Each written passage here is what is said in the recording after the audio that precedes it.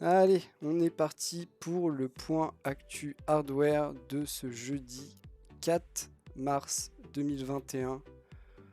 Aujourd'hui, un programme plutôt varié. On va commencer avec du spatial, un essai de fusée à moitié réussi, mais déjà des choses qui font envie et plutôt un essai plutôt prometteur. On continuera sur des puces qui font beaucoup parler en ce moment, mais ici on va parler des puces chinoises avec SMIC, le plus grand fondeur chinois, qui va être sûrement le grand gagnant des pénuries actuelles. Il y a moyen. Et en notant qu'ils ont déjà le marché chinois, qui est déjà un sacré marché à lui tout seul. On traitera ensuite une news sur la Nintendo Switch et son futur modèle. Donc on ne sait pas trop comment l'appeler, la Switch Pro, la New Switch, la Switch 4K, peut-être pas. Ici on va pas parler de 4K, mais on va parler d'écran, de technologie d'écran. Yo Kit Cash. Et une rumeur selon quoi on pourrait voir un écran OLED sur la Switch. Une rumeur plutôt intéressante et pour le coup qui peut être assez probable. Pourquoi pas, ça peut être une idée. On en discutera. On continuera avec Acer qui se lance dans le composant PC. Alors, Acer, grande marque assembleur de PC et aussi un peu de périphérique, ça fait notamment des écrans. Est-ce que ça fait d'autres trucs que des écrans? Je sais pas. Mais au moins des écrans. On annonçait il y a quelques temps qu'ils allaient faire du composant PC. Pour l'instant, on y va mollo mollo et on sort un unique ventilateur. On va en parler un peu, mais ça fait pas grand chose de quoi parler. On verra ensuite un boîtier assez énorme. On n'a pas de prix, mais on préfère ne pas l'avoir. Vraiment étrange. Encore un boîtier qu'on verra sûrement dans les salons le jour où il y aura le retour des salons. Pour les particuliers, peut-être un peu moins, sauf si vous voulez vraiment faire une config vitrine et ultra imposant. Mais sympa. Juste, vous ne l'aurez pas chez vous, quoi. On aura ensuite une carte mère que vous n'aurez probablement pas non plus chez vous, parce que c'est une carte mère très très chère qui intègre un water block, donc un système de refroidissement par liquide directement sur le processeur. C'est du modèle très haut de gamme, partenariat MSI et EK, deux marques très solides, dont la qualité n'est plus à questionner. Le prix lui aussi sera très solide, clairement. On aura ensuite une petite news qui est intéressante, on savait que ça allait arriver, on savait juste pas trop quand. AMD qui communique enfin sur la compatibilité de ses anciennes générations de processeurs, notamment les Ryzen 3000, avec le SAM, le Smart Access Memory, ou le Resizable Bar, toujours aussi dur à dire, du côté des cartes graphiques Nvidia. Ça arrive, c'est cool, il fallait. On sait que c'est du logiciel, il fallait l'adapter avec les anciennes architectures, mais on savait que ça allait être fait. Enfin, on promet toujours monts et merveilles. Est-ce que ce sera significatif? Je sais pas, mais tout est bon à prendre en termes de performance. Même quelques pourcents, quand c'est gratuit et juste une mise à jour à faire, on va pas s'en plaindre. On a ensuite une news très intéressante, une news qui nous vient de Steam. Steam qui communique sur le matériel utilisé pour jouer à ses jeux, aux jeux qui sont vendus sur sa plateforme. Et c'est plutôt intéressant, on aura les processeurs et les cartes graphiques, donc les matériels les plus intéressants à comparer. C'est plutôt intéressant même si ça change pas vraiment. Ça change pas vraiment, il y a des tendances, mais pas de vrais changements. Faut pas abuser. Surtout qu'il y a, en termes de par exemple de cartes graphiques, il y a très peu de disponibilité, donc les changements, c'est pas pour maintenant.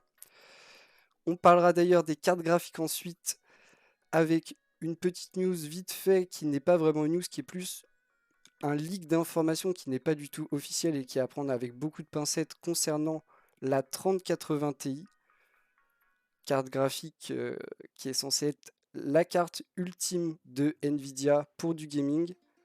On en apprend un peu plus d'une personne qui avait déjà lâché des informations sur la génération précédente Ampère.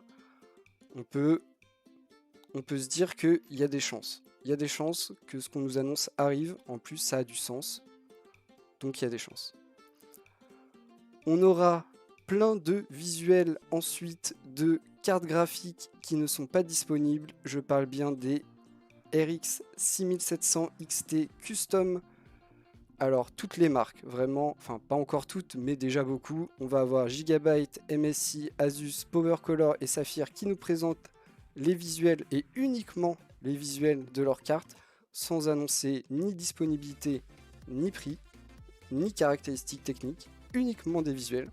Donc les caractéristiques techniques, on les déduit uniquement des visuels, donc les fréquences, on oublie.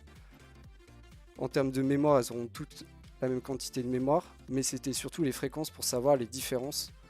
Surtout que chaque marque, enfin, pas chaque marque, c'est pas vrai, mais la plupart des marques annoncent plusieurs modèles des 6700 XT. Donc on espère qu'il y aura des différences dans les différents modèles, sinon à quoi bon faire différents modèles? Et on finira par un produit qui est assez spécial, très atypique. On parlera d'un écran, un écran MSI, aspiré d'un univers de manga. Comme d'habitude, probablement pas pour nous, marché européen, probablement uniquement pour le marché asiatique. Mais pour le coup, on est sur un écran, c'est du jamais vu. En termes de design, c'est du jamais vu. Je vous l'annonce tout de suite. Vous verrez à la fin, c'est assez atypique. Petit teasing ici, hop hop hop, on s'en va et on commence tout de suite avec du spatial et un essai à moitié réussi de SpaceX sur une fusée, la fusée Starship. Alors, je me suis renseigné, je vous avoue que j'avais pas trop suivi, autant j'avais suivi les lanceurs pour lesquels SpaceX a eu des contrats avec la NASA, les lanceurs réutilisables, ça j'avais suivi. Mais ici on parle pas de lanceur, on parle d'une fusée, pas de lanceur, ce qui est différent. Donc ici on testait des prototypes, il n'y a aucun problème, il n'y avait personne dedans, toutes les mesures de sécurité étaient prises. C'est un essai pas totalement réussi, mais pas totalement raté non plus. Et il n'y a aucun problème. Ça n'entache en rien l'expérience. La prochaine fusée est déjà en construction. Donc c'est juste des données supplémentaires pour améliorer. On sait que c'est une science qui est délicate, qu'on ne maîtrise pas totalement et qu'il faut beaucoup d'essais pour arriver à un modèle totalement sûr, ce qui est plutôt important vu le prix que ça coûte et encore plus s'il y a des gens dedans. Donc ici, on parle d'un test où le principe est d'envoyer une fusée à 10 km d'altitude, ce qui n'est pas très haut. Clairement, ce n'est pas très haut si vous comparez aux satellites. Les satellites sont environ à 35 000 km au-dessus de notre tête. Donc 10 km d'altitude, c'est pas très haut. Et ensuite, de la faire se poser tout tranquillement sur une base prévue à cet effet. Donc tout ça s'est très bien passé. Elle a décollé, elle est montée jusqu'à ses 10 km d'altitude. Ensuite, elle s'est posée, ce qui est très impressionnant, je vous avoue. Je peux pas vous montrer parce que tout ça dure environ 15 minutes, ce qui est très très long. Mais vous pouvez le retrouver sur la chaîne YouTube NASA Space Flight, où il y a le live de plus de 2 heures sur cet événement, qui était à suivre en direct, sur plein de canaux j'imagine. Et en fait l'histoire c'est que après cette posée, visiblement le réacteur ne s'est pas totalement éteint, ce qui a provoqué des incendies et qui a fait exploser la fusée. Alors je vais vous montrer les images, vu que de toute façon il n'y a pas eu de blessés. Tout ça n'est pas du tout grave. Mais voici la fusée qui explose, donc elle a bien explosé. Je vous avais dit, une fusée c'est potentiellement une bombe volante. Donc il faut faire attention, on voit ici qu'effectivement ça peut être une bombe.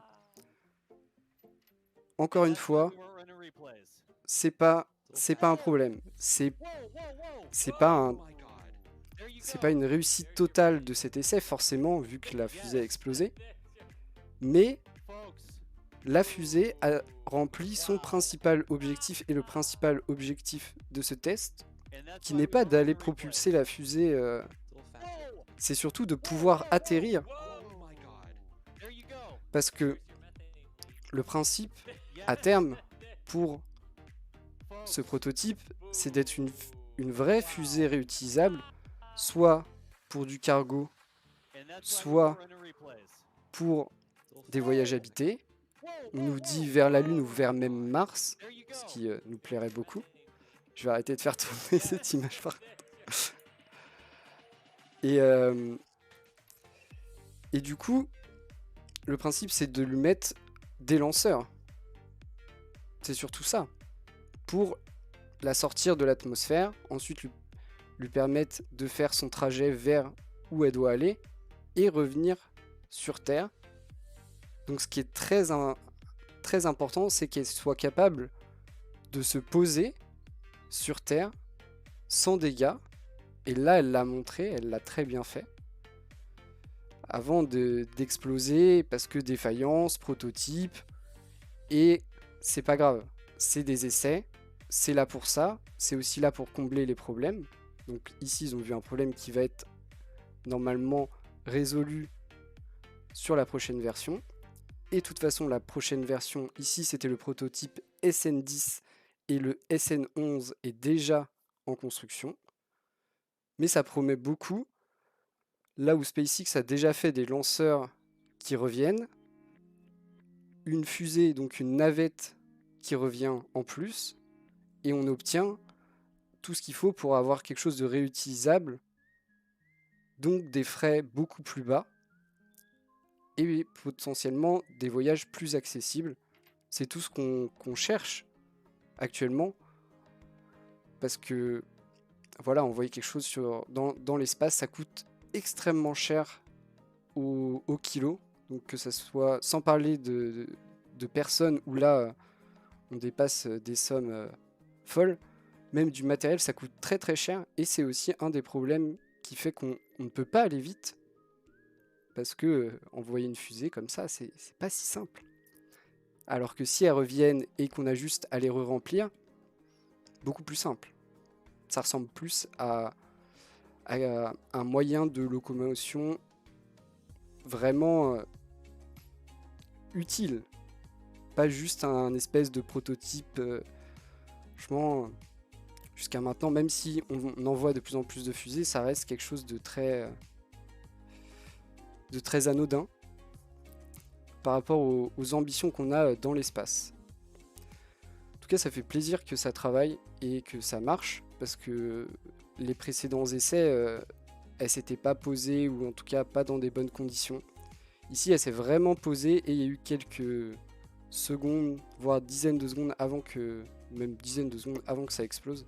Donc l'atterrissage s'est bien passé. On continue avec de la puce. En ces temps de pénurie de semi-conducteurs, le probable gagnant de la crise, ce sont les Chinois, et surtout SMIC. SMIC, le plus grand fondeur de puces chinois. On en avait parlé il y a quelques temps. Ils ouvraient une usine en collaboration avec plein d'autres entreprises chinoises. On sait, c'est souvent la force des groupes chinois, c'est de s'allier.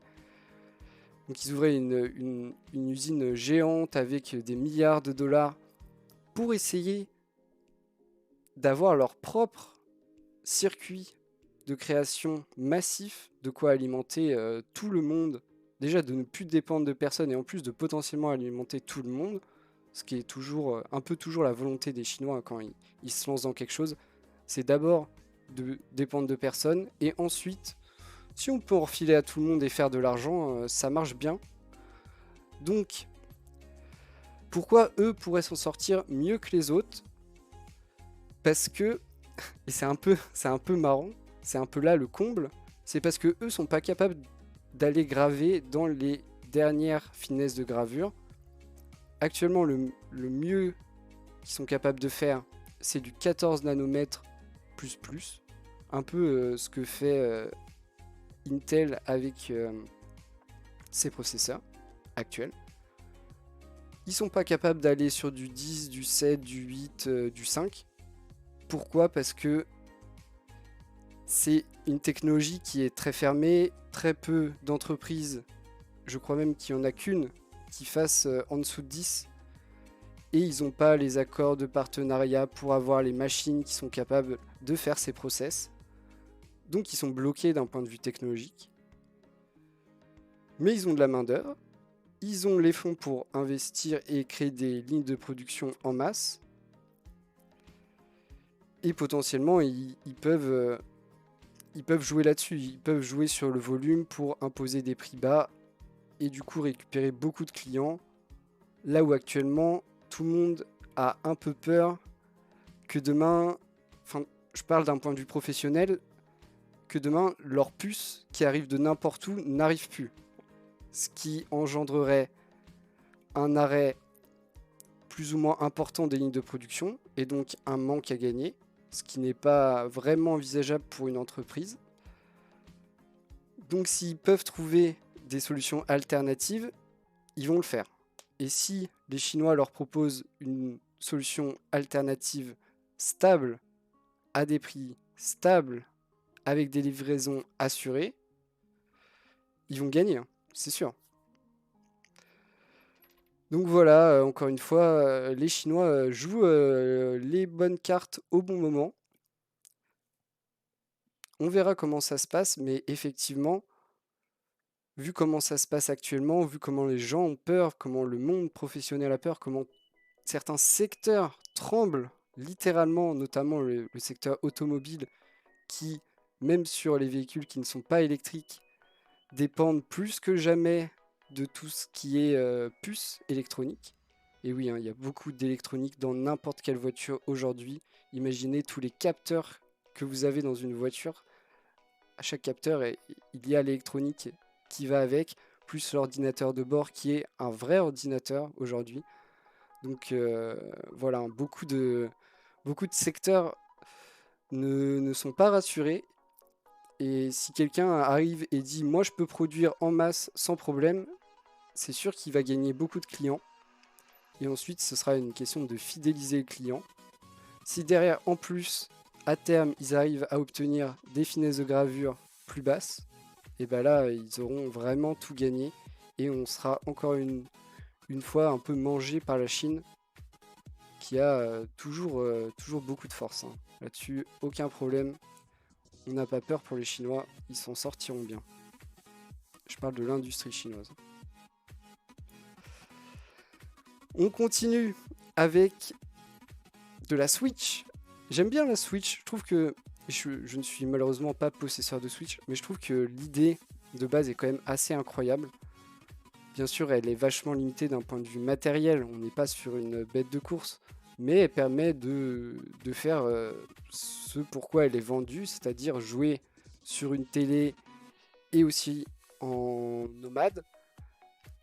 En plus, ça permet le jeu multijoueur plus que toutes les autres consoles, on va pas se mentir. Aujourd'hui, que ce soit PS4 ou PS5 et Xbox One ou Xbox Series, ce ne sont plus des consoles faites pour jouer à plusieurs. Là où la Switch, pas sur tous les titres, mais reste la première console pour jouer avec vos amis sur la même console. Ça fait longtemps qu'on parle de la Switch, c'est une console qui n'est plus toute jeune. Ça fait aussi longtemps qu'on annonce potentiellement une nouvelle version de la Switch.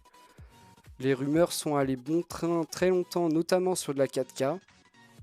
Alors, j'ai entendu tout et n'importe quoi, ne rêvez pas, vous n'aurez pas, j'y crois très difficilement, une console Switch qui fera tourner des jeux en 4K. Ça, j'ai du mal à le croire. Je pense pas que ça soit possible actuellement. Par contre, une console Switch qui peut afficher de la 4K, ça peut être quelque chose d'envisageable, à savoir qu'aujourd'hui, si vous branchez votre console Switch sur un téléviseur 4K et que vous voulez regarder une vidéo YouTube en 4K, on ne parle pas de faire tourner de la 4K, on parle juste de l'afficher, vous ne pouvez pas, enfin vous n'aurez pas une image 4K parce que la Switch ne peut pas sortir d'image 4K, même si elle n'a pas besoin de la traiter. Même si elle la traite forcément un peu, mais du coup elle n'est pas capable de la traiter. Ce qui est en soi un problème, parce que voilà, sur YouTube maintenant il y a de plus en plus de contenu en 4K, et c'est un peu dommage que elle ne soit pas capable de l'afficher là où nativement les télés peuvent avoir, je sais pas, une application Twitch permettant d'afficher de la 4K. Ici on va pas parler de la 4K, on va parler de l'écran. On nous annonce des rumeurs selon quoi Nintendo et Samsung ont fait une petite alliance pour faire une nouvelle version de la Switch avec un nouvel écran qui serait plus grand. On passe de 6,2 pouces à 7 pouces. Donc c'est pas beaucoup plus grand, mais vous allez gagner, un peu moins de 2 cm de diagonale. On resterait sur du 720p, mais par contre on change de technologie, on passe à l'OLED.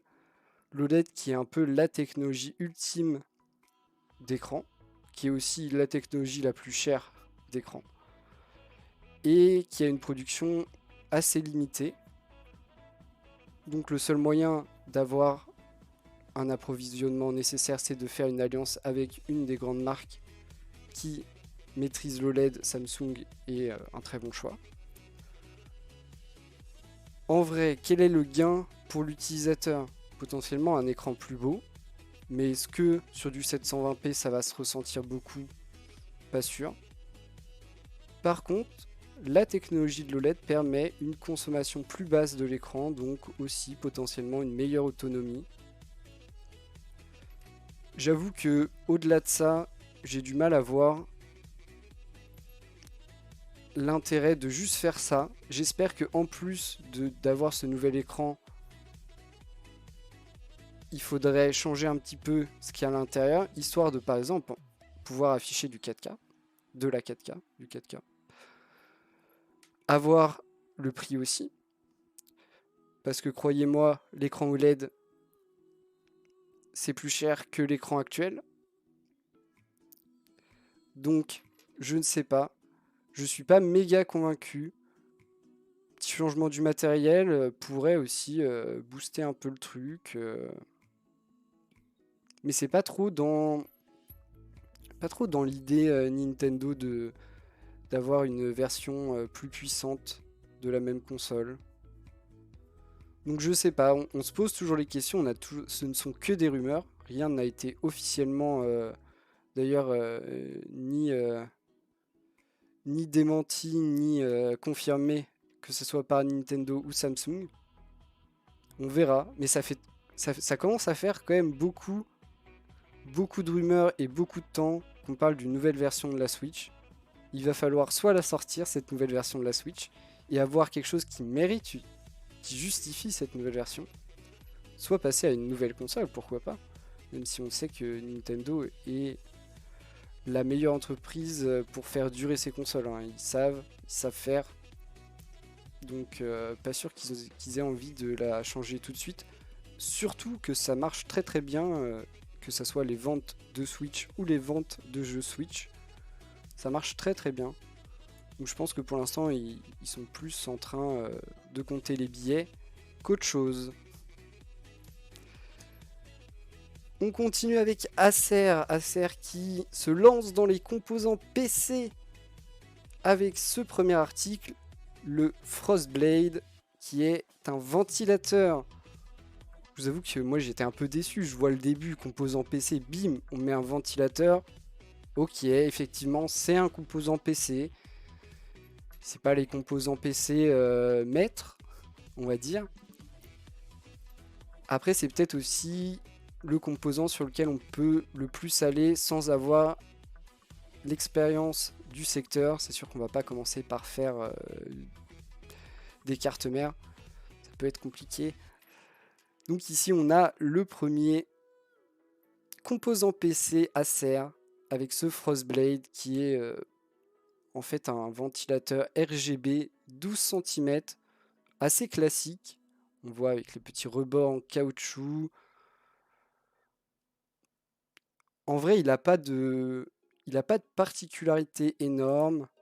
On nous promet du matériel toujours plus efficace, avec toujours moins de nuisances sonores. Oui, si vous voulez, on attendra de les tester pour savoir. Il fait 120 mm, il est disponible que en 120 mm, que comme ça. On peut l'acheter déjà, tout de suite. Il coûte 30 € par contre, ce qui n'est pas donné. Surtout pour voilà, le premier marque arrive et qui se met au même prix que certaines marques qui sont déjà là depuis longtemps et qui n'ont plus leur réputation à faire. C'est osé.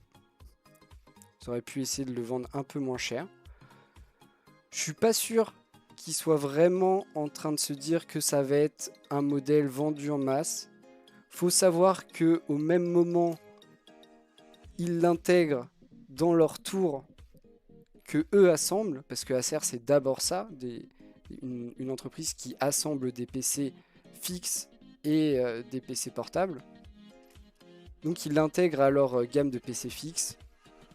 Ça semble être un peu marketing, dire voilà, on y arrive, on l'achat, même si en vrai il n'est pas super intéressant en tant que tel. À 30 € c'est assez cher et vous pouvez avoir des... En fait à ce prix là vous pouvez avoir des très bons ventilateurs de à peu près toutes les marques. Il y a quand même assez peu de ventilateurs qui se vendent au-delà de 30 € pièce. Il est RGB c'est sûr mais il fait que 120 mm. Donc voilà, à voir ce qui arrivera. Moi j'attends plus ce qui arrivera dans le futur de la part de Acer. Qu'est-ce qu'on peut attendre maintenant qu'ils ont commencé par un ventilateur? Bah déjà combler toute la gamme d'aération avec des ventilateurs différents, RGB, pas RGB, 120, 140 au moins. Et pourquoi pas aller derrière sur du Ventira, du water cooling. Une fois qu'on a les ventilateurs, on les utilise. Ou même du boîtier. Ça n'existe pas, je crois, des boîtiers Acer. Donc pourquoi pas faire des boîtiers aussi une fois que... Vendre par exemple les boîtiers qui sont utilisés pour leur tour. Je sais pas si c'est fait. Mais ça peut être envisagé. Mais j'attends la suite. J'avoue que cet article-là ne m'intéresse pas plus que ça. Il n'est pas vraiment différent des autres. Il n'est pas moins cher que les autres. Et c'est la première itération sur un secteur où ils sont pas où ils n'ont pas beaucoup d'expérience. Donc pas méga convaincu. On continue avec un boîtier, je vais vous le montrer je pense. Voilà à quoi il ressemble. Je sais pas, c'est étrange. Je suis partagé quand je vois ça. J'ai l'impression de voir un capot de Hot Rod. Un peu. Ça me fait penser à un objet de mécanique automobile. Avec les trucs comme les portières papillons. On va pas se mentir, il est immense. Il est en vrai pour presque personne. Il est ultra ouvert, comme vous voyez. Un moteur, ouais. Clairement un moteur. Qu'est-ce que je peux vous dire? Vous pourrez tout mettre dedans. Ça c'est la promesse. Clairement, c'est la promesse. Vous pourrez tout mettre dedans. Quand je vous dis tout, je parle pas des trucs standards. Je vous parle des water cooling custom avec 1 milliard de radiateurs qui font une taille énorme. Vous pourrez tout caler dedans. Ce sera top qualité. Il sera énorme. Alors, laissez-moi retrouver les dimensions. Regardez comme ça, là. Une fusée spatiale. Vous avez ici les dimensions Donc prévoyez un meuble dédié, forcément, une table, peut-être. On n'a pas le poids. Je voulais le poids, mais je trouve pas le poids. Dommage. Mais honnêtement, vous pourrez mettre tout et n'importe quoi. Vous aurez plein de connectiques, compatibilité infinie. Faut pas avoir peur de la poussière, forcément. Je sais pas quoi vous dire d'autre. Je trouve ça super bizarre. C'est le boîtier que personne n'aura. Vraiment, personne n'aura. Vous le verrez une fois dans votre vie dans un salon si un jour vous avez la chance de faire un salon. Mais par contre, on va pas se mentir. Vous donnez ça à quelqu'un qui vous fait une config custom du tonnerre, ça peut rendre ultra joli. Effectivement, ça a un petit côté moteur et tout. Je le trouve vraiment sympa. Juste, ça doit être très très cher. J'ai pas le prix. Je préfère pas l'avoir et personne va avoir ça chez soi. Mais je trouve l'objet vraiment stylé. Bien trop imposant pour un PC, bien sûr, mais plutôt stylé. Il y a un petit côté mécanique automobile, effectivement. Un moteur, un gros V12 là. Un gros V12, voilà à quoi ça fait penser. J'aimais bien, donc je voulais en parler. Ça n'a pas trop de sens, mais je voulais en parler tout de même. On continue avec quelque chose qui a plus de sens. On est sur quelque chose de très haut de gamme, une carte mère très spéciale parce qu'on y intègre un waterblock pour avoir un refroidissement liquide sur le processeur, mais pas que le processeur. On regarde tout de suite le visuel incroyable. On a ici cet énorme waterblock qui couvre donc le processeur, mais aussi l'alimentation, ce qui est les principales sources de chaleur avec la carte graphique sur un PC. Donc très bien étudié, on voit ça prend toute la place. C'est une collab MSI et EK, les boss dans le water cooling. Ça coûte une blinde, ça coûte 504 € en France. C'est disponible. C'est une carte Z590, donc compatible avec les processeurs 11e génération Intel pas encore sortis. Et en vrai, elle claque. On sera d'accord là-dessus. On peut pas se mentir, elle claque. Mais elle coûte 500 €. Donc, encore une fois, très peu de gens ont ce genre de besoin. C'est plus un kiff ou une démonstration ou un objet de salon. Mais c'est très stylé. Et vous pouvez être sûr de la qualité infinie de ce matériel qui vous coûtera la modique somme de 504 € seulement pour une des meilleures, probablement une des meilleures cartes mères Z590, en tout cas à mes yeux, du marché. Parce que oui, MSI, c'est mes préférés. Pas du tout objectif, du coup, mais voilà, je vous le dis, je suis pas du tout objectif sur MSI. Ça sera dit. On continue avec une super news, pour moi en plus, surtout pour moi d'ailleurs. AMD annonce le support du SAM Smart Access Memory ou Resizable Bar. C'est trop dur à dire. Faut que j'arrête. Je trouve un moyen de le dire autrement. La R bar. Pas mal. Sur les Ryzen 3000, étant l'heureux possesseur d'un Ryzen 3000, je suis bien content. Je vais pouvoir avoir accès à ces technologies. Pour moi, ce ne sera pas SAM parce que je n'ai pas une carte graphique AMD, mais Airbar parce que j'ai une carte graphique Nvidia. On nous annonce jusqu'à 16% de mieux. Petit rappel, cette technologie permet au processeur d'avoir accès à l'intégralité de la mémoire vidéo d'un seul coup. Donc potentiellement moins de latence, donc plus de performance. C'est cool, on savait que ça allait arriver. Pour en profiter, il faut faire une petite mise à jour du BIOS. Donc je ne l'ai pas encore fait, mais je le ferai. Et potentiellement des gains jusqu'à 16%. Ne vous attendez pas à un changement drastique non plus. Mais tout gain gratuit est bon à prendre. On savait que ça allait arriver, on ne savait pas trop quand. Voilà, ça n'a pas trop traîné. On sait que AMD a beaucoup de problèmes sur plein de trucs en ce moment. Ils ont été corrects, ça sort maintenant. C'est ok. C'est ok. À noter que c'était déjà disponible avec les derniers processeurs AMD Ryzen 5000. C'était disponible quasiment instant, en tout cas pour Sam, c'était instant. On continue avec des statistiques de Steam qui nous donnent le matériel utilisé pour jouer aux jeux de leur plateforme. On commence avec les processeurs. Ils ne détaillent pas les modèles de processeurs, ils font juste Intel ou AMD. On voit que AMD remonte légèrement avec plus 0,52%. Mais bon, Intel est encore bien devant avec plus de 70% des utilisateurs qui ont un processeur. Vous imaginez, plus de 70% des utilisateurs Steam ont un processeur Intel contre moins de 29%. C'est quand même assez massif comme domination, assez incroyable, mais c'est intéressant. Et ensuite, on a les cartes graphiques.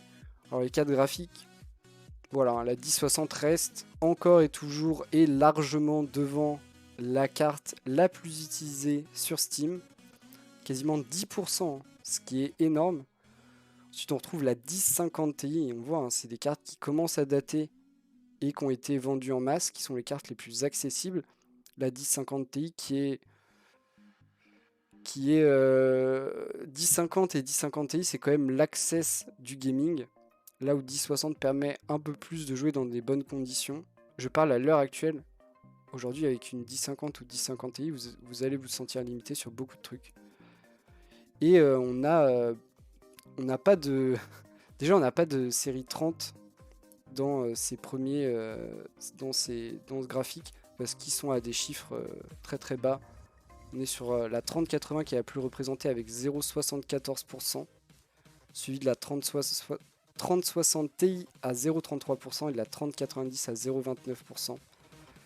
Mais surtout, on note l'absence des cartes AMD avec seulement la RX 580 avec un peu plus de 2% et la 570 avec un peu plus de 1,5%. Et c'est les seuls qui apparaissent dans ce top. Donc là-dessus, on voit bien que le marché de la carte graphique pour le gaming est toujours bel et bien entre les mains de Nvidia dans sa presque majorité. Hein. C'est assez... Franchement, on peut... Il y en a seulement 2. Et c'est même pas des vraies performances récentes avec lesquelles on a envie de jouer. Problématique. Tout de même. Donc ils ont encore beaucoup de chemin à faire, AMD, sur la carte graphique. Là où sur les processeurs, ils sont au taquet. Ils sont au taquet. Ils ont fait le taf. Ils sont revenus en termes de performance au niveau. Donc les chiffres de vente, les parts de marché, ça devrait monter tranquillement.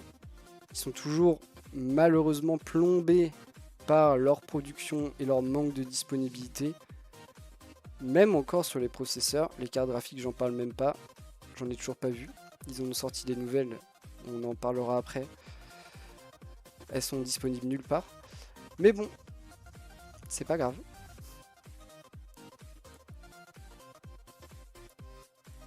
On continue avec les cartes graphiques justement. Petite information, petit leak d'informations d'une personne qui avait déjà donné des informations sur la génération précédente. On nous parle ici de la 3080 Ti. On sait très bien qu'elle va arriver, on ne sait juste pas quand exactement. Et on nous informe sur quelques caractéristiques qu'elle pourrait avoir. On nous parle ici de sa mémoire. On lui donne 12 Go de mémoire dédiée, donc la moitié d'une 3090. Peut-être, sûrement, probable. Mais on nous dit aussi et surtout qu'elle sera limitée, bloquée, bridée comme la 3060 pour miner de la crypto-monnaie et principalement de l'ETH, de l'Ethereum. Donc visiblement, ce move de Nvidia sur la 3060, ce n'était pas un one-shot. Ils vont continuer. Ils vont continuer cette idée de dissuader grandement les gens qui veulent miner de la crypto-monnaie de se tourner vers les cartes graphiques dédiées au gaming pour libérer un peu de disponibilité pour les gamers qui sont en galère absolue pour trouver une carte graphique. Moi, je vais voir tous les jours. Je vais voir tous les jours s'il y a des nouvelles cartes graphiques de disponibles. J'en vois jamais. C'est triste. Donc, il faut trouver des moyens. Ça semble assez logique. Ils l'ont fait une fois, donc ils sont capables de le refaire. Surtout que la 3080 Ti va vraiment être vendue comme la carte ultime pour le gaming. Vraiment, ça va être... Je suis quasiment sûr que ça va être mot pour mot comment ils vont l'annoncer. Et c'est normal, parce que elle peut être que comme ça, là où la 3090 a été annoncée comme la carte ultime pour les professionnels, la 3080 Ti ne peut être que la carte ultime du gaming. Donc voilà, en vrai, c'est pas étonnant. C'est ce qu'on nous dit, c'est fort probable. Donc voilà, on nous dit ici les specs, la mémoire et le bridage pour miner de la crypto-monnaie. Est-ce que c'est officiel? Non. Est-ce qu'on y croit fort? Oui, c'est fort probable. Donc je vois pas pourquoi ça n'arriverait pas. Et encore une fois, c'est une personne qui avait déjà révélé des informations sur des générations précédentes. On peut croire que ça se reproduit. On continue avec les 7700 XT, les nouvelles cartes graphiques AMD annoncées et censées être disponibles. On ne sait pas quand. En vrai, elles sont censées être disponibles, mais en vrai non. Donc, chaque marque de carte graphique custom a forcément teasé ses nouvelles cartes, même si on sait qu'on ne pourra pas les acheter parce qu'elles ne sont pas disponibles. On commence par Gigabyte qui nous présente ces deux modèles. On n'est pas allé revisiter vraiment le design des cartes AMD.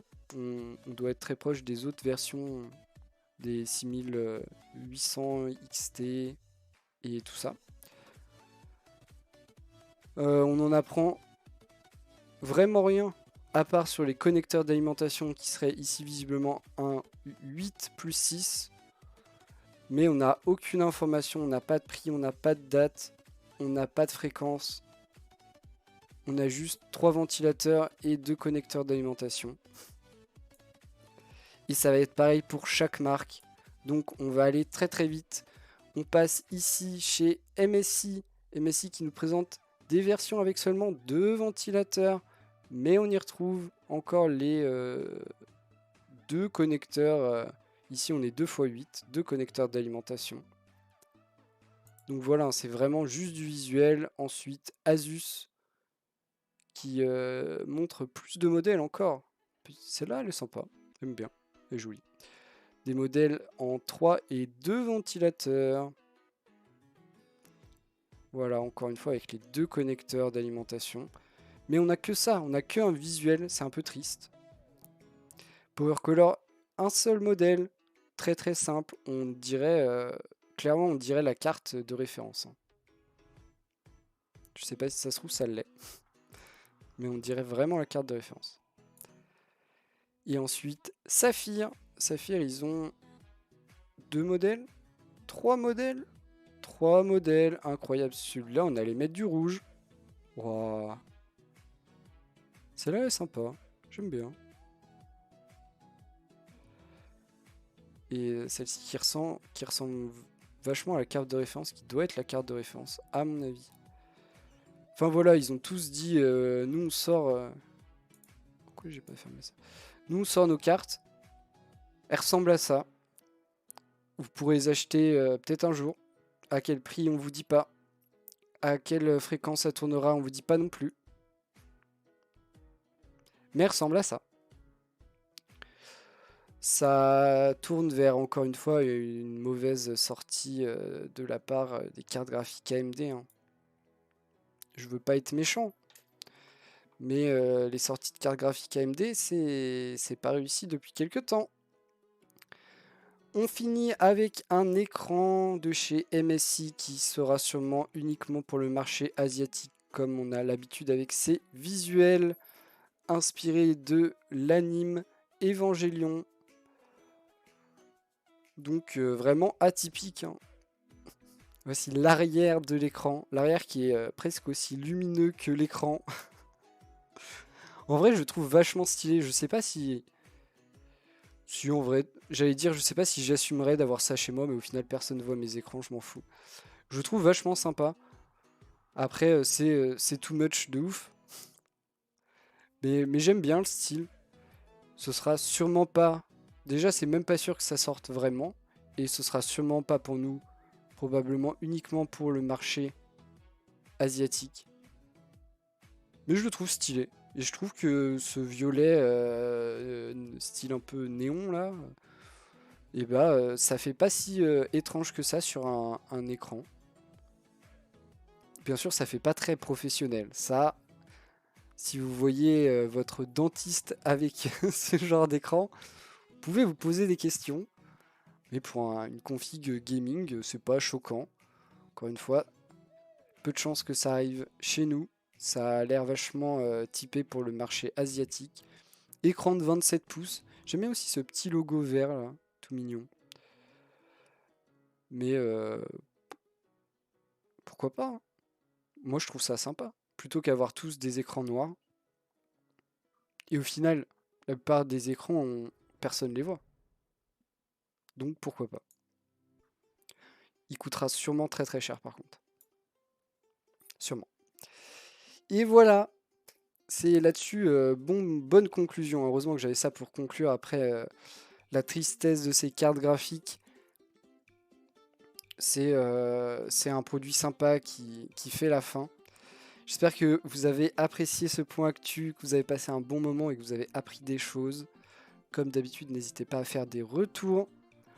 Et on se retrouve demain pour le dernier point actu de la semaine. Parce que demain, on est déjà vendredi.